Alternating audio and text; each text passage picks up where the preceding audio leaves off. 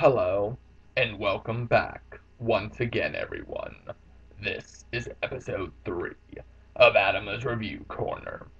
This video game review is done for Gamestrata.com, where you can not only go to play games with others, but talk about games all the way back to the NES, only in the forums. Where do you rank? I'm your host, Atama Darkening.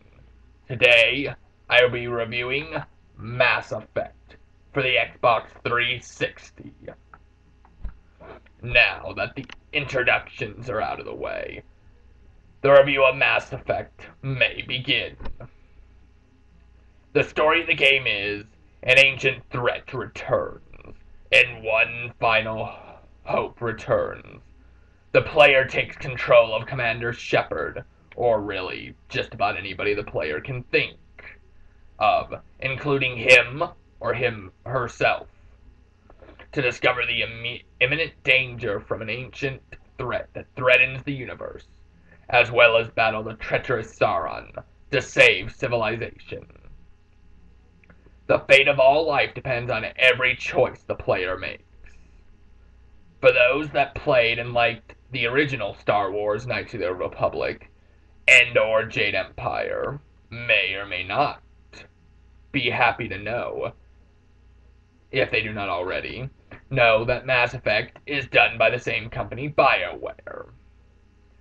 The first thing that happens when the game is started is the player is given creative choices on how to make the main character, whether that is fast creation or the ability to mold the main character, however they see fit.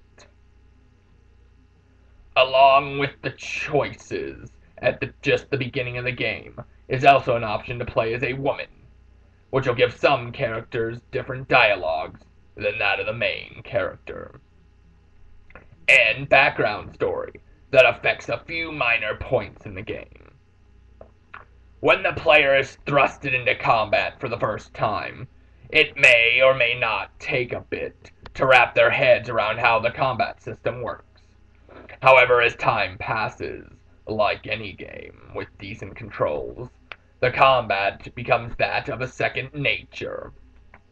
As for the rest of the players, their AI partners, who helps the player, can also be issued orders to help along with whatever goal the player wants.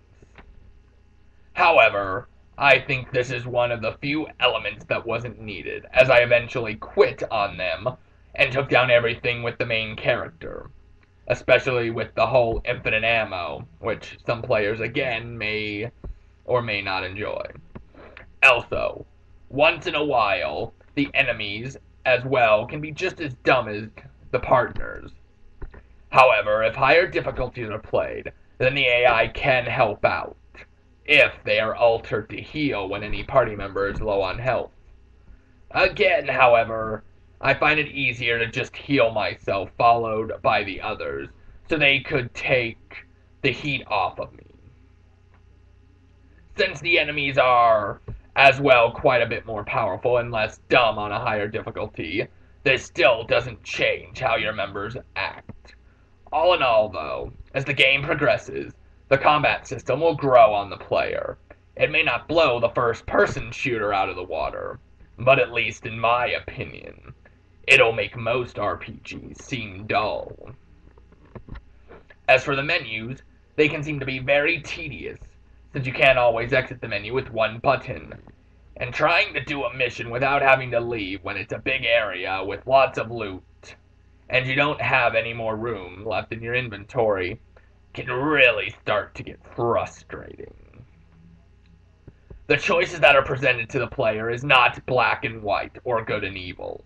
Every choice in some way seems to be able to be justified as either being good or at most needed so that the universe doesn't end. And even though the choices presented may seem good, the player will still have to live with the consequences of the action that they made. If not at the moment, then at a later time. As well as the main character's choices will become more violent or more sympathetic and helpful depending how the Paragon, being good, or Renegade, being considered evilish. The line between doing the right thing and going too far gets blurry at times, and what seems like the right choice may not feel like and may hit the core of the gamer very hard. In my opinion, the storytelling and the voice acting is done very nicely, as well it should, with quite a few famous voices lending help into this game. Even most side quests are a joy to partake in, just to feel the character's emotions more closely. Another issue I had was after you take control of your ship and are allowed to land on planets, they seem to follow the same pattern. However, Mass Effect still has some of the best environmental graphics and details the 360 has seen. Most of my reasons are the lip sync, which is almost perfectly on cue. The camera angles are great and sometimes unique, and your choices that you pick are turned into a different but similar choice of words. One of the few downfalls is the loading rate. Sometimes the system, or the game, doesn't want to load a certain texture or even color, which would even lead to glitches from time to time. Some of the best features to the game are its strong storyline, dialogue options that keep the player engaged into the main story, and the mostly great visuals and great voice acting. The truly only real bad thing, in my opinion, was the vehicle controls, and sometimes iffy loadings of the environment, along with the glitches. That actually surprised me, though, considering as how, for the most part, this game is so good in every other category.